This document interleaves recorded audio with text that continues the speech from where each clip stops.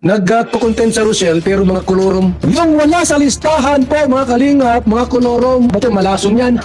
Ang tawag sa inyo mga kolorom. Hoy mga kolorom!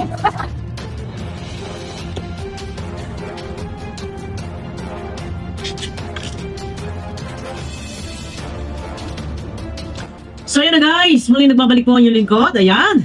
Good morning, good evening at mega love shout out sa lahat ng ating mga minamahal na viewers. Ayan.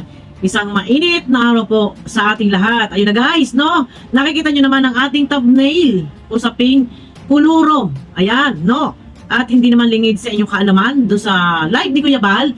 Nagkaroon po ng listahan. Bagong samahan. Mayroong bagong president ng mga reaktor ng Rochelle kay Roel of Malalag. Ito po ay hindi kay Kalinga Prab and hindi rin po kay Kuya Bal. Ito po ay doon kay Roel and Rachel. Ayan, dahil hindi naman lingid sa inyong kaalaman, alam naman po natin na talaga namang parang lumalabas ditong salaw-saw na. Marami ang nagre-reaksyon sa Rochelle na hindi naman ito official reactor ng Rochelle. Ayan, bakit nga ba naman may mga matitigas ang mukha? Sabihin na natin, walang hiya, hindi marunong mahiya, kahit hindi naman sila, ika nga ay reactor, napili reactor ni Ruel, official reactor, ay nagmamagaling, yung iba, nagiging defender kuno, nagre-reaction, hindi naman sila napili, hindi naman sila nabasbasan. Kung kami, ako kasi, dito ako kay Kuya Bal, yan, rekta ako kay Kuya Bal, at alam naman ninyo, guys, no? At kahit naman kay Kalinga Prab, minsan ako naman ay napili noon bilang defender, wala namang issue at hindi tayo pwedeng gumawa ng issue para mag-defend kay Kalinga Prab, pero nandyan po tayo, no? At ayun na, no? Nagkaroon ng bagong ng bagong official reactor, siyam lang po ang napili at ang bagong president po ng reactor ni Roel ay si Ate Yoli Vlog. Ayan guys, no? Doon sa siyam, ito ay mga reactor doon, mga bago, ay yung mga reactor pa rin yan, mga sinawaw life, no? Ay, yung hindi na kabilang, hindi na pasama, na ito ay mahilig mag-reaksyon, no? Ang laman ng channel ay puro Roel. Ito guys, pakinggan mo, samahan nyo muna ako guys. At sinapchap ko na lang po yung video guys, para hindi tayo mahabaan, para alam naman ninyo kung ano yung ating tinatalakay. Samahan nyo muna ako guys. Rochelle, no? Yung Rochelle reactors and defenders, official. Nagkaroon sa kaning bago pong pamunuan, mga officers, mga kalingap. Yung wala dito, no, ng mga officers and members, ang tawag yung kolorom. Nagkukontent sa Rochelle pero mga kolorom, parang sa auto, parang sa mga taxi, jeep, na mamasalan yung walang prangkisa. Ang tawag yung kolorom, nakikiarimuhan. Yung wala sa listahan, yan po yung mga kolorom, walang prangkisa bagay ini.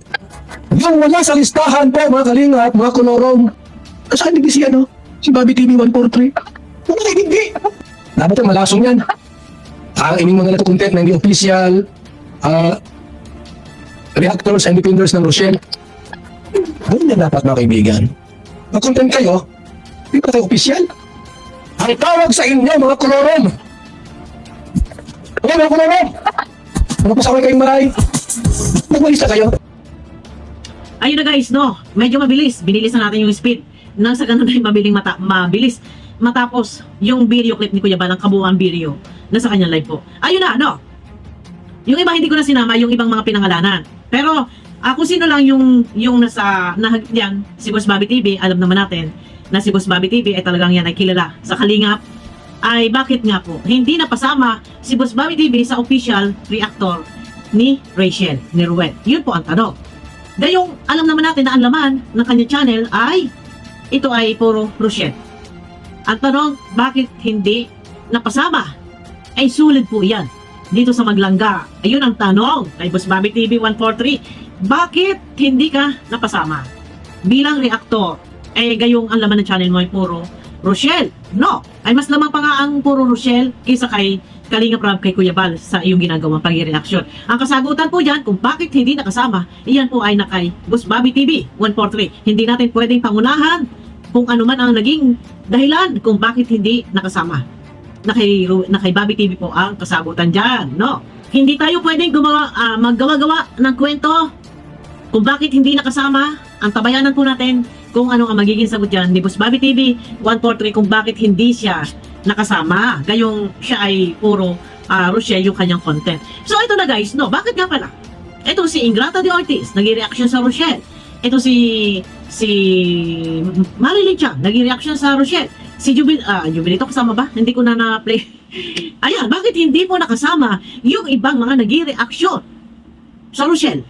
Ako hindi naman ako madalas nag-reaction sa mga content nila. Ako ay, alam nyo naman, nakapokus po ako sa mga issue, lalo na kung kay Kalinga Prab, hindi po ako madalas nag-reaction dahil yun po ay love team. Sana ako'y maintindihan ninyo dahil hindi ko po kayang sabayan na ako ay magkilig-kilig dito. Magkilig-kilig dito at parang bagets. Ayan, sana ako'y maintindihan ninyo, talagang hindi ko po porte ang mag-reaction sa mga kiligan. Pero nandiyan, nakamonitor po tayo, nakabantay po kay Kalinga Prab, no? Oras na merong magluloko-loko kay Kalinga Prab, nandito lang tayo. Ayan, ang tanong, eto, yung ibang mga nag-reaction kay Rochelle, kay Ruel at kay Rachel, bakit hindi nakasama sa listahan? Ayan, lalo na si Ma'am Marilyn Chang, ayan, na talaga namang full support dito sa Maglangga. And yan po ay ito guys, no? Ano ba ang silbi ng mga kolorong na hindi napasama? Yan, hindi naman, ayan, usaping kolorong, no? Marami ang hindi nakasama. Pero dito malilihis tayo ng topic guys, iba kasi ito. Tapusin muna natin doon kay Ruel bago tayo dito sa kolorong. No, eto guys, no, yung mga hindi nakasama, kung ang layunin ninyo talagang mag-reaksyon, pwede naman po kayo siguro magpalista. Kontakin nyo po si Ate Yoli Vlog.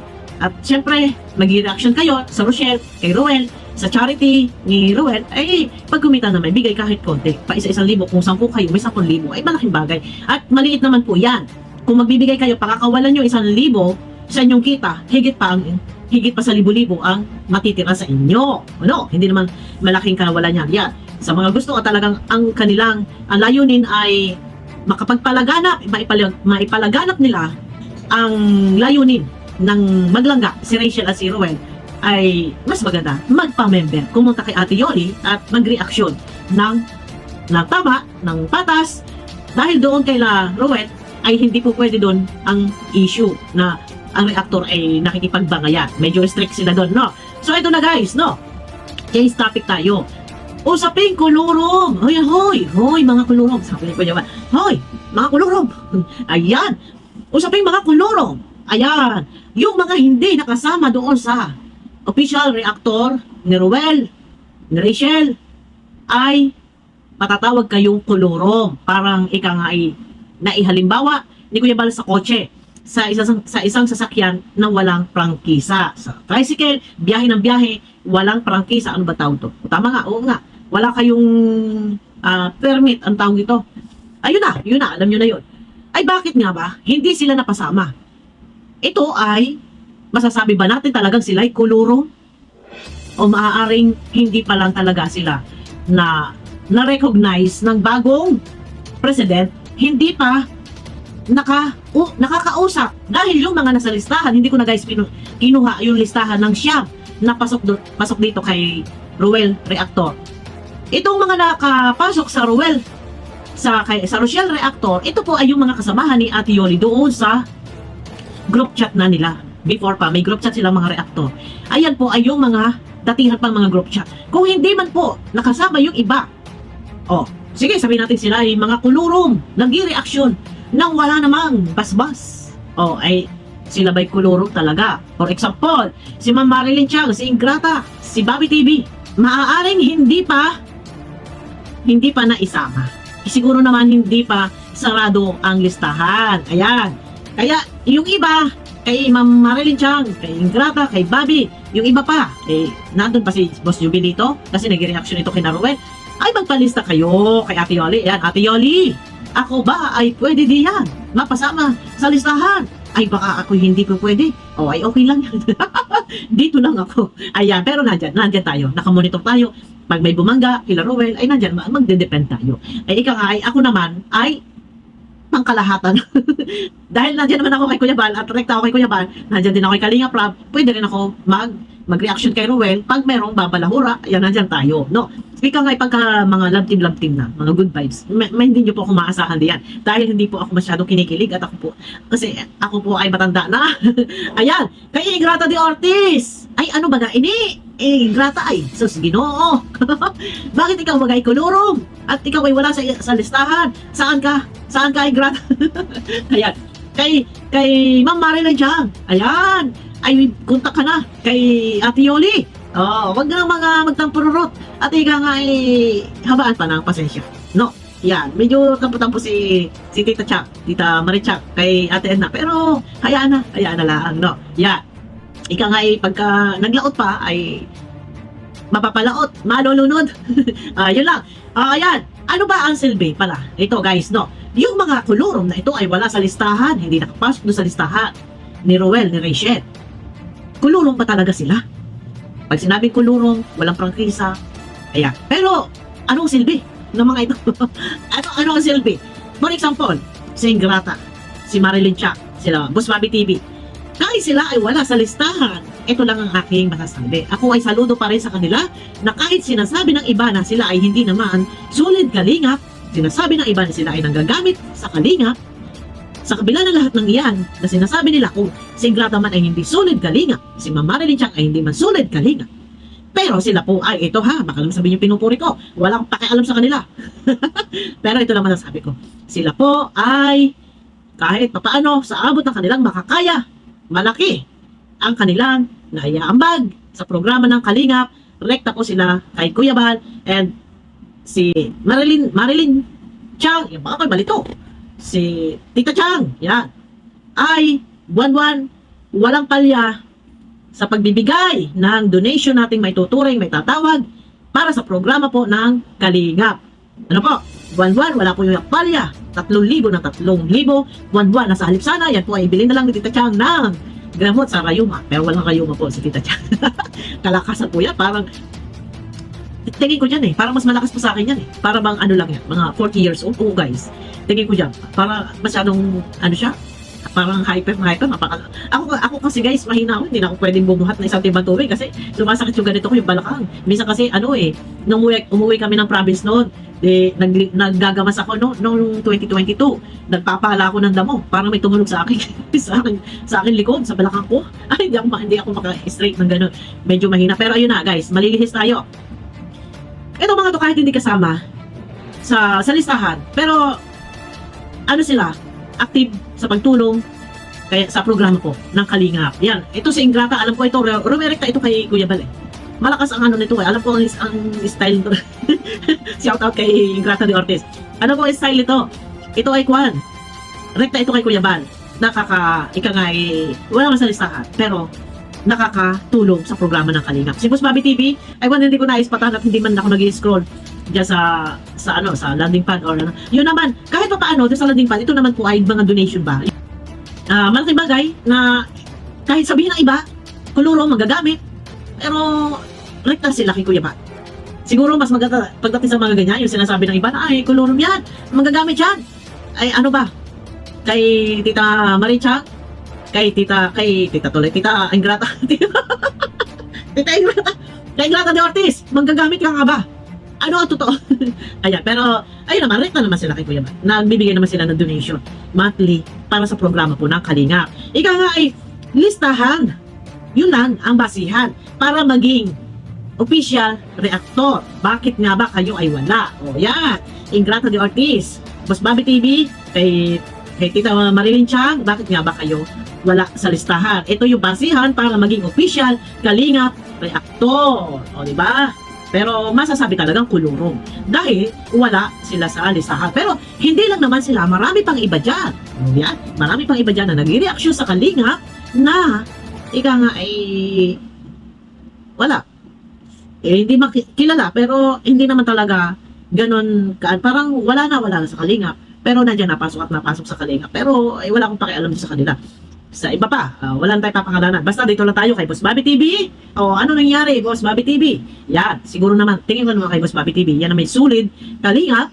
At ika nga ay, yun na, nasabi ko kanina. Ang basihan lang dito ay listahan. Pag wala sa listahan, hindi kayo official reactor ng Rochelle. Kung kahit naman kayo ay kulurong, at kayo naman ay nakakatulong, kasi ang basihan nga ay listahan. Pag wala sa listahan, kuluro. Pero kahit kayo ay kulurong, pero rekta naman kay Kuya Bal ang pakikipag-ugnayan, ay wala naman problema po. No, wala naman problema. Ayun nga lang. Ang sabi ng iba ay kulurong yan. Pero, huwag tayong basta humusga. Yun lang guys, no? Ito ay patas na pag-reaksyon. Pag nag-reaksyon, ang bukang bibig, kulurog.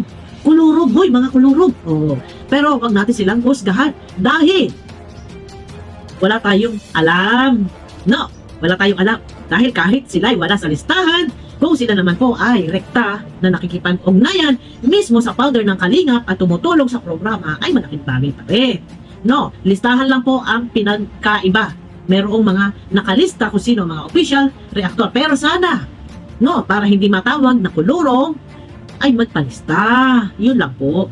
Magpalista para hindi matawag na kuluro, para hindi masabi na kayo ay manggagamit. O, isa bagay, huwag tayo ipokrito, huwag tayo ipokrita. Lahat tayo ay sampid sa Kalingap, nakikigamit, nakikikontent, humuhugot ng topic sa Kalingap. Real talk. Yan, no? Real talk po tayo. Pero, yun na. Ayun na, nasabi ko na. Ano pa ba?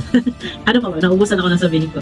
Pero ayun na nga guys, no? Ang basihan lang para maging official reactor ay mapabilang sa listahan. Pero kung talaga namang ang gusto ninyo ay freelancer at ang pakikipag-ugnayan ay diretso kay Kuya Bal, wala naman po sigurong masama. Basta, nandiyan lang tayo, nakabantay at ipakita yung pagmamalasakit. Hindi po pwedeng puro lang content na ika nga eh. Content, tapos babanat sa Kalingap, ay huwag naman po sana. No. At ako nga ngayon, iniiwasan ko, ayaw ko na ng away. Napapagod na rin po kasi ako guys, sa totoo lang, nakakapagod. And nakakapagod din po mag-vlog, magngangawa ng walang hang. Yung nakakapagod po ito. Kailangan pag upo, pagharap sa camera, dire-diretso, kailangan mabilis ang pick up ng sasabihin. Ayan. Medyo naubusan na ako ng sasabihin. Ayun na guys, no? Kita-kita po tayo sa aking next video para hindi maging kulurong, magpalista. Ngayon, hindi naman kayo pwedeng husgahan. Guys, sa ating mga minamahal na viewers, huwag po natin husgahan na talaga sila ay kulurong. Kung sila man po ay rektang nakikipag-ugnayan sa founder ng Kalingap, wala naman po problema yan. Ano po? Listahan lang ang basihan. Ayun na guys. Bye-bye!